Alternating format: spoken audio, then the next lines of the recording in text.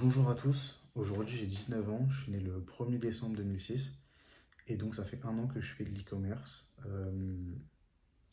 Et dans cette vidéo tout simplement je vais vous parler des objectifs que je vais avoir sur l'année de mes 19 ans, en e-com et hors e-com aussi, et je vais aussi faire un récapitulatif de tout ce que j'ai pu faire sur l'année qui s'est écoulée, donc pareil en e-com et hors e-com parce que je pense que ça peut être intéressant. Déjà premièrement je suis un peu déçu quand même des résultats que j'ai eu parce que j'aurais pensé à 19 ans être un petit peu plus avancé. Et voilà, après c'est entièrement de ma faute. Dans la dernière vidéo que j'ai faite, j'ai parlé de mes principales erreurs et j'étais beaucoup revenu sur le manque de rapidité. Donc j'ai repoussé trop de choses, j'ai été beaucoup trop long à passer à l'action sur plein de choses aussi. Euh, j'ai pas priorisé les choses, j'ai rien planifié. Enfin, j'ai fait plein d'erreurs, mais vraiment la principale erreur, ça a vraiment été le manque de rapidité. J'ai été trop long dans mon exécution. Et c'est la principale raison aussi qui fait qu'aujourd'hui, je ne suis pas avancé comme je voudrais l'être. Je pense que si j'avais été plus rapide, je ne serais pas du tout au même stade. Mais bon, après, c'est fait. De toute façon, je ne peux pas revenir en arrière. Et à partir de maintenant, je vais essayer de faire mieux. Ça fait déjà 2 mois plus ou moins que j'accélère plus et que enfin, je suis plus, j'ai plus la cadence en tout cas que j'aimerais avoir. Et, euh, et donc voilà. Il y a enfin, ça doit faire plus ou moins un an jour pour jour presque que j'ai créé ma micro-entreprise, puisque je l'ai créée le 2 ou le 3 décembre. C'était le lendemain ou le surlendemain de mes 18 ans. Et donc juste après, j'ai créé mon compte vendeur. Le temps que toutes les procédures elles soient faites et qu'elles soient validées et que mon compte vendeur il soit opérationnel, on devait être le 20-25 décembre, quelque chose comme ça. Et j'ai fait ma première vente sur Amazon, ça devait être le début janvier, un truc comme ça. De toute façon, j'irai vérifier après, mais ça devait être ouais, le 7 janvier ou quelque chose comme ça. Donc, moi, à l'origine des choses, en fait, la vision que j'avais quand je me suis lancé, c'était de me dire que j'allais commencer par faire du retail arbitrage et ensuite j'allais basculer sur du private label. Donc, pour ceux qui ne savent pas ce que c'est, qu'est-ce que le retail arbitrage? Le retail arbitrage, c'est tout simplement aller chercher ces produits chez les distributeurs. Donc, tout ce qui est Auchan, tout ce qui est Carrefour, Stocomanie, etc. Et les revendre sur Amazon avec l'aide d'un logiciel. Par exemple, c'est leur AMP. En fait, vous allez scanner le code barre des produits et toutes les données seront inscrites dans le logiciel, c'est-à-dire le nombre de ventes par mois, le profit que va faire ce produit en fonction du prix auquel vous pouvez l'avoir. Enfin, toutes les données, en fait, vous allez les avoir. Donc, c'est comme ça que vous sélectionnez les produits qui peuvent être rentables pour vous et que vous décidez de les vendre sur Amazon. Donc, je m'étais dit que j'allais commencer par ça et ensuite j'allais basculer sur du private label. Donc, le private label, c'est un peu différent. En fait, vous allez sourcer vos propres produits en Chine, c'est-à-dire vous allez chercher les produits que vous avez envie de vendre directement chez un fournisseur. Et donc après, vous créez votre fiche produit avec vos images, vos descriptions, etc. Et derrière, tout simplement, vous le vendez en fait. Et moi, à terme, j'ai toujours voulu basculer sur du private label parce que en plus de la liberté financière, je recherchais quand même la liberté temporelle et la liberté géographique, ce que n'apporte pas du tout le retail arbitrage, puisque en fait, pour faire du retail arbitrage, il faut être sur place pour aller dans les magasins, chercher ses produits, et en plus, ça prend pas mal de temps, parce que forcément, il faut aller scanner tous les produits, donc ça peut prendre un bon bout de temps. Et donc, moi, je m'étais vraiment dit que ça allait être une période de transit pendant laquelle j'allais vraiment mettre un pied dans Amazon. Et, euh, et voilà. Donc, j'ai dû faire ça tout janvier, début février. Après, j'ai un peu, enfin, dans tous les cas, j'en parlerai un petit peu après, mais j'ai continué légèrement après, mais je me suis très vite rendu compte que c'était plus compliqué que je ne le pensais, parce que je pensais vraiment que ça allait être pas forcément compliqué d'aller atteindre 2-3 000 euros par mois avec cette stratégie-là. Au final, ça n'a pas vraiment été le cas, j'ai pas réussi en tout cas, peut-être en chiffre d'affaires, mais en bénéfice, j'ai pas du tout réussi à sortir juste 3 000 euros par mois. Euh, Déjà, premièrement, en fait, vu que j'avais aucune ancienneté sur Amazon, tout simplement, j'avais peu d'autorisation de marque, enfin, j'avais peu d'autorisation de vente sur la majorité des marques. Donc, enfin, ça me restreignait énormément sur mes recherches produits. Parce qu'en fait, Amazon, quand on se lance, il se base sur l'ancienneté qu'on a pour décider si on a le droit de vendre ce produit ou ce produit ou ce produit en fonction des marques qu'il y a en retail l'arbitrage en tout cas. Et donc, forcément, vu que j'avais pas cette ancienneté, j'avais pas toutes ces autorisations, donc c'était un petit peu plus compliqué aujourd'hui. Maintenant que j'en ai beaucoup plus, peut-être que si je me remettais dans le retail et l'arbitrage, je pourrais aller chercher plus de profit, mais c'est pas non plus mon objectif. Je préfère rester sur du private label et de toute façon là j'ai une vraie planification euh, et je pense que je suis vraiment sur la bonne route. Et donc voilà, donc le janvier-février, le mois de janvier et de février, j'ai commencé à faire ça. Euh, Ensuite, ça devait être le mi-février, voire fin février, j'ai eu une opportunité, ça a été d'être convoyeur automobile pour un garage dans mon département et j'allais récupérer des véhicules pour eux en Allemagne et je le ramenais dans leur garage. Ça a été une excellente expérience parce que en plus j'avais que des beaux véhicules quoi.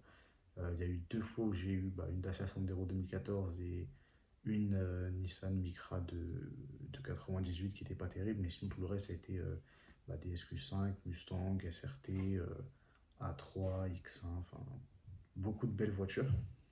Et, euh, et donc voilà, en fait ça a été une bonne expérience. Après il y a un petit côté négatif, c'est que forcément, vu qu'à côté j'avais ça, et je prenais en gros, vu que je le facturais avec la micro-entreprise, et donc je facturais à 200 € la prestation. Sachant que tous mes frais, en fait, ils étaient payés par lui. C'est-à-dire que l'essence, péage, la nourriture, tout ça, c'était payé. Donc c'était vraiment 200 € dans ma poche. Et donc ça a enlevé mon focus un peu de mon activité sur Amazon. Où forcément, j'avais une activité plus lucrative que je préférais plus. Et donc j'avais perdu beaucoup de... Enfin, j'étais pas vraiment concentré sur Amazon pendant une bonne période. Et donc ça a été un peu, forcément c'est le revers de la médaille, c'est une bonne expérience, mais à côté ça m'a fait perdre ma concentration sur Amazon et ça m'a fait perdre beaucoup de temps. Euh, je peux quand même parler du tout premier produit que j'ai lancé sur Amazon. Donc c'était un cube éducatif de mathématiques euh, pour les enfants.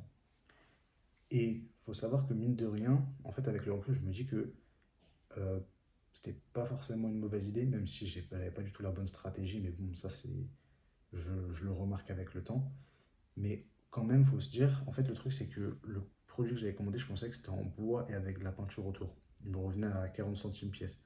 J'aurais dû me douter qu'en fait, finalement, j'allais avoir du plastique avec des étiquettes collées dessus qui allaient arriver. Bref, c'était pas du tout la qualité à laquelle je m'attendais. Et donc, quand j'ai lancé le produit, je m'attendais à rien du tout. Euh, ouais, en fait, je m'attendais à rien du tout. C'est-à-dire que en fait, j'ai pas mis de budget dans les ads. J'ai pas fait un premier achat fictif pour laisser une évaluation positive et tout. J'ai juste envoyé des unités en stock et je me suis dit si ça se vend, ça se vend. Et puis si ça se vend pas, ça se vend pas. Au final, sur le marché belge, donc c'était même pas sur le marché français, mais sur le marché belge, il a commencé à faire des ventes tout seul. Donc c'est rare quand même des produits qui sont pas du tout poussés et qui font quand même des ventes. Mais ça a été le cas. Donc mine de rien, ça m'a quand même un peu boosté. Je me suis dit, il y a quand même quelque chose à faire. Mais je sais pas pourquoi j'ai quand même été lent au lieu de voir ça et me dire, ça y est, maintenant je me concentre à fond sur les produits en private label. J'arrête tout le retail, l'arbitrage et je me fais une vraie planification. Donc j'ai pas eu cette réflexion-là. Après, voilà, c'est la vie. Mais du coup, c'était le premier produit que j'ai lancé et mine de rien, il a quand même fonctionné. Je crois qu'il a dû faire 4 ventes.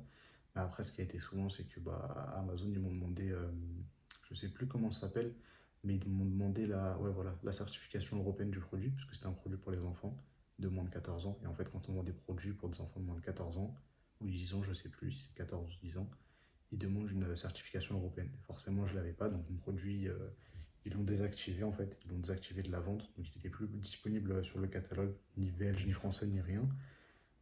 Et donc voilà, en fait, j'ai pas pu continuer à le vendre, même si dans tous les cas, j'avais placé aucune espérance dans ce produit, vu que il n'était pas qualitatif à l'origine.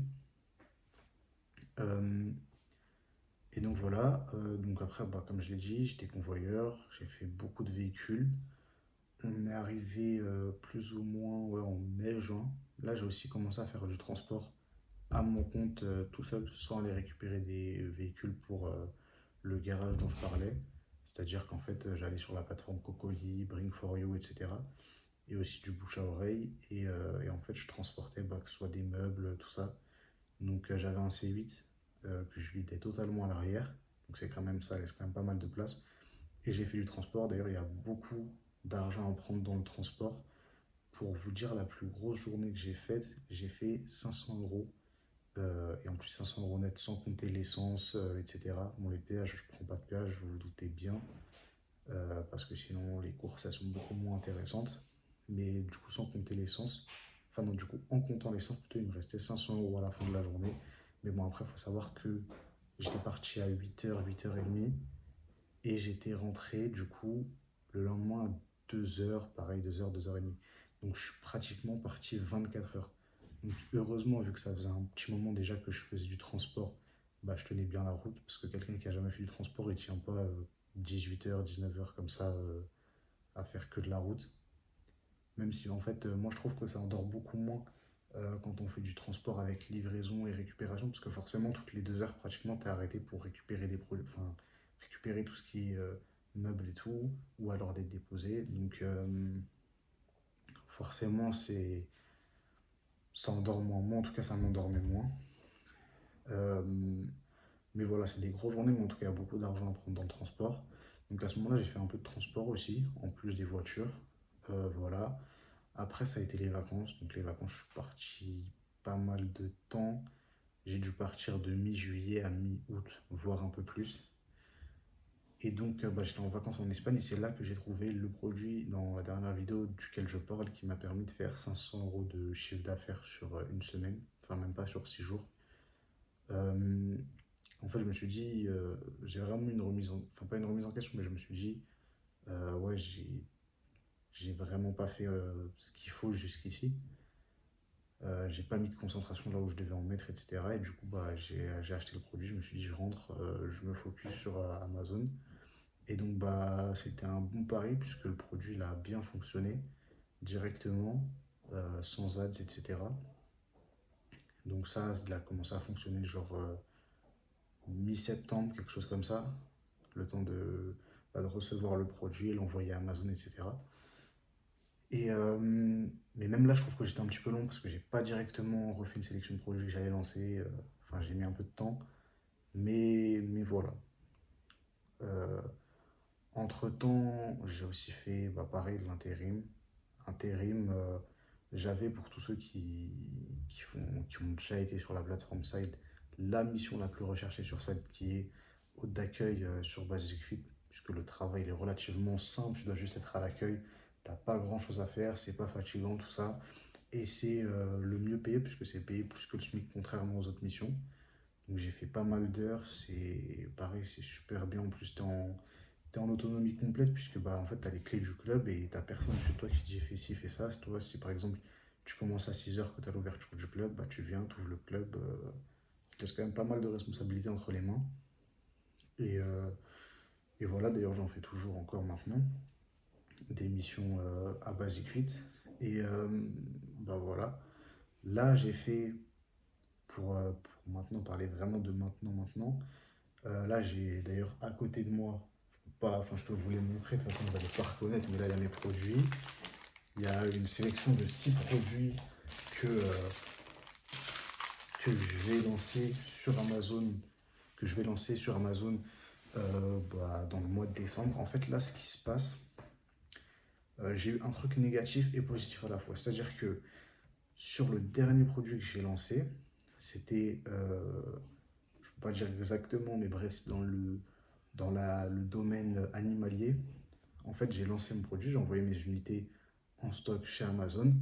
Et donc, ce qui s'est passé, c'est que vu que j'ai pas encore ma marque qui est déposée sur Amazon et qui a été validée, enfin à l'INPI plutôt, mais qu'après je rebascule sur Amazon dans le Brain Registry, euh, vu que mes produits sont génériques, tout le monde peut se positionner dessus. Et donc, je m'étais dit, c'est pas grave, je vais quand même lancer mon produit. De toute façon, il y a peu de chances que quelqu'un se positionne dessus. Et bah, une fois que j'ai ma marque, je passerai tous mes produits sous ma marque. Et le problème, c'est que bah, là, sur